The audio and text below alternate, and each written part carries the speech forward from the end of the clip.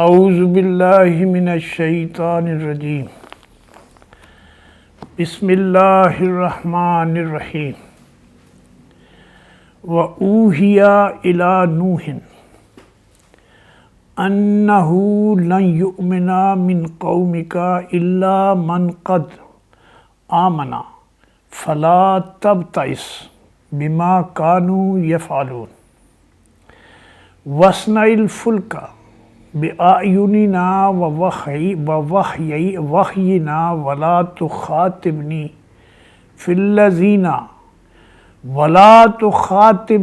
فِي الَّذِينَ ظَلَمُوا أَنَّهُمْ مُغْرَقُونَ وَيَصْنَعُ الْفُلْكَ كُلَّمَا مَرَّ عَلَيْهِ مَلَأٌ مِّن قَوْمِهِ سَخِرُوا مِنْهُ قَالَ إِن تَسْخَرُوا مِنَّا فَإِنَّا نَسْخَرُ مِنْكُمْ كَمَا تَسْخَرُونَ فَسَوْفَ تَعْلَمُونَ مَن يَأْتِيهِ عَذَابٌ يُخْزِيهِ وَيَحِلُّ عَلَيْهِ عَذَابٌ مُقِيمٌ۔ شروع اللہ کے بابرکت نام سے جو بڑا ہی مہربان اور نہایت رحم فرمانے والا ہے۔ نوح پر وحی کی گئی کہ تمہاری قوم میں سے جو لوگ ایمان لا چکے بس وہ لا چکے، اب کوئی ماننے والا نہیں ہے۔ ان کے کرتوتوں پر، ان کی گمراہی پر، ان کی جہالت پر غم کھانا چھوڑ دو اور ہماری نگرانی میں ہماری وحی کے مطابق ایک کشتی بنانا شروع کر دو، اور دیکھو جن لوگوں نے ظلم کیا ہے ان کے حق میں مجھ سے کوئی سفارش نہ کرنا، یہ سارے کے سارے اب ڈوبنے والے ہیں، ڈوب کے مر جانے والے ہیں۔ نوح کشتی بنا رہا تھا اور اس کی قوم کے سرداروں میں سے جو کوئی اس کے پاس سے گزرتا وہ اس کا مذاق اڑاتا تھا۔ اس نے کہا اگر تم ہم پر ہنستے ہو تو ہم بھی تم پر ہنس رہے ہیں، عنقریب تمہیں خود معلوم ہو جائے گا کہ کس پر وہ عذاب آتا ہے جو اسے رسوا کر دے گا اور کس پر وہ بلا ٹوٹ پڑتی ہے جو ٹالے نہ ٹلے گی۔ ناظرین، اسلام ایٹ کراس روڈ کے سلسلے میں آج کی نشست میں آپ کے سامنے سورہ نوح کے چوتھے رکوع کی آیات 36 سے 39 تک آپ کے سامنے تلاوت کی اور ان کا اردو ترجمہ بھی آپ کے سامنے پیش کیا۔ اللہ فرماتا ہے کہ ہم نے نوح کو بتا دیا کہ اب تمہاری قوم میں سے جو ہمارے پیغام کے اوپر، تمہاری نبوت کے اوپر، اللہ کی بھیجی ہوئی ہدایت کے اوپر جس نے بھی ایمان لانا تھا وہ لا چکا، اب کوئی اور ماننے والا نہیں ہے۔ اور نوح علیہ السلام سے کہا گیا کہ تم ان قوم کی اس حالت کے اوپر جس کے وہ ذمہ دار خود ہیں، تم ان کا غم کھانا چھوڑ دو کیونکہ تم نے اپنی سی کر لی۔ تم نے 950 سال تک اس قوم کے ایک ایک بچے کے سامنے صبح و شام ہر جگہ پر، محلوں میں، گلیوں میں، استھانوں میں، محلوں میں، درباروں میں، کھلے میدانوں میں، ہر جگہ تم نے اللہ کا پیغام ان کے سامنے رکھ دیا۔ ان کو گمراہی سے بچنے کی ہر قسم کی ہیلا اور ہر قسم کی دلیل ان کے سامنے رکھ دی، لیکن اب جو ایمان لا چکے وہ لا چکے، اب کوئی مزید ایمان لانے والا نہیں ہے۔ اس لیے تم ایک کشتی بنانا شروع کر دو اللہ کی وحی کی روشنی میں، اور دیکھو یہ تمہاری قوم اب ڈوب کے مرنے والی ہے اور تمہارے اوپر ان کی اب کوئی ذمہ داری نہیں ہے، اور دیکھو نوح تم ان کے بارے میں کوئی سفارش نہ کرنا، یہ سب کے سب ڈوب کے مرنے والے ہیں، بربادی اب ان کے اوپر آیا چاہتی ہے، اللہ کا عذاب ٹوٹنے والا ہے۔ اور نوح علیہ السلام کو کہا جا رہا ہے کہ تم نے اب ان کی گمراہی کے مبتلا لوگوں کے بارے میں، چاہے وہ تمہاری بیوی ہو یا چاہے تمہارا بیٹا ہو یا تمہاری قوم کا کوئی بھی فرد ہو، سب سے پیارے سے پیارا فرد بھی کیوں نہ ہو، تم اس کے لیے اس کی بربادی سے بھی ان کو نہیں بچا سکتے،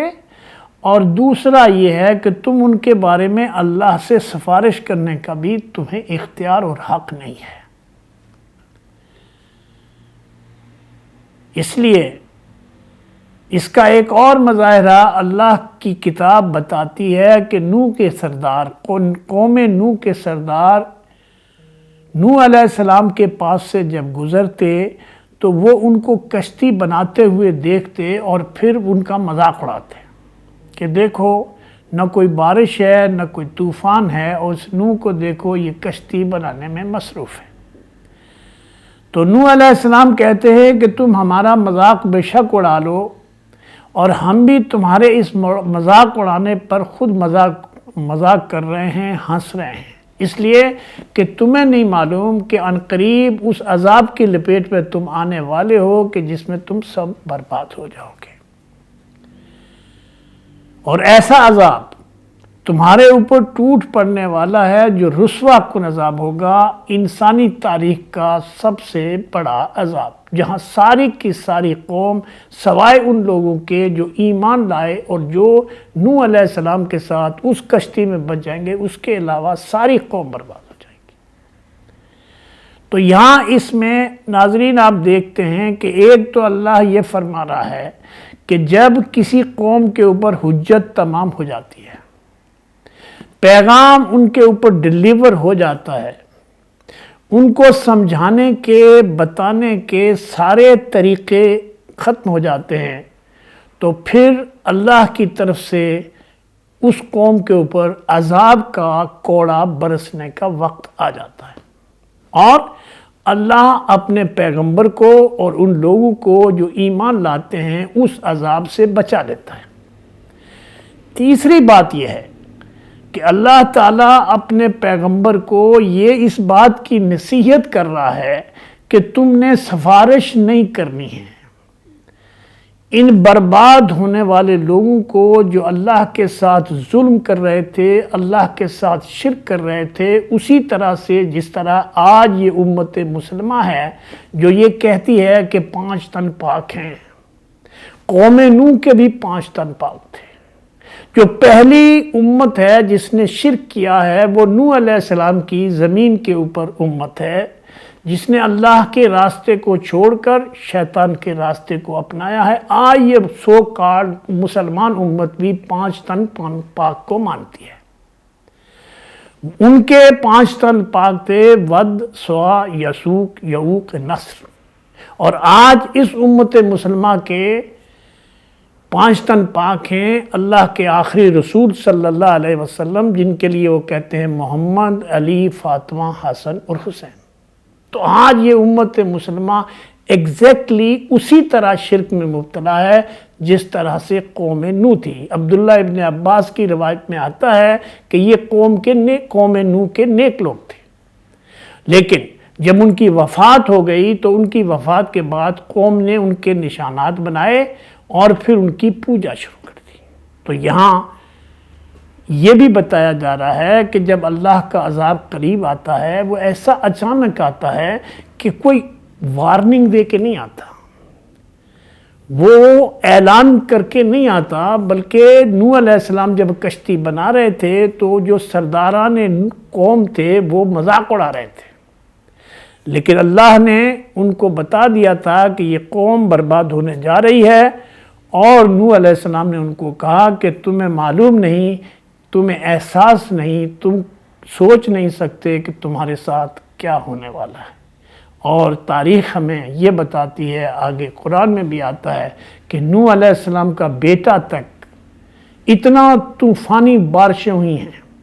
8 دن اور 8 راتیں، کہ جو تنور تھے وہ بھی ابل پڑے، ہر طرف پانی پانی تھا، اور بڑے بڑے جو وہ دریا بن گئے، پہاڑ جیسے سمندر کی طرح سے پانی امڑ آیا، اور اس میں کوئی بھی بچ نہ سکا سوائے نوح علیہ السلام کے۔ اس کشتی میں جو بیٹھنے والے ایماندار ساتھی تھے، اور انہی کے نتیجے میں آج یہ دنیا میں انسانیت بچی ہوئی ہے۔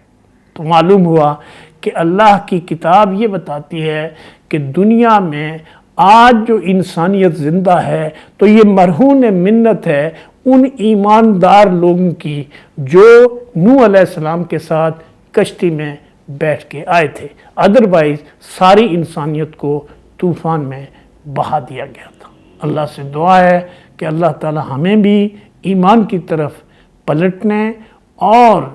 ان لوگوں کی طرح جو نوح کی کشتی میں ایمان کے ساتھ داخل ہوئے، آج ہمیں بھی ایمان کی طرف لوٹنے اور اللہ کی بات سن سمجھ کر اور پھر اس پر عمل کرنے کی توفیق عطا فرمائے۔ اقول قولی ھذا استغفر اللہ لی ولکم وسائر المؤمنین۔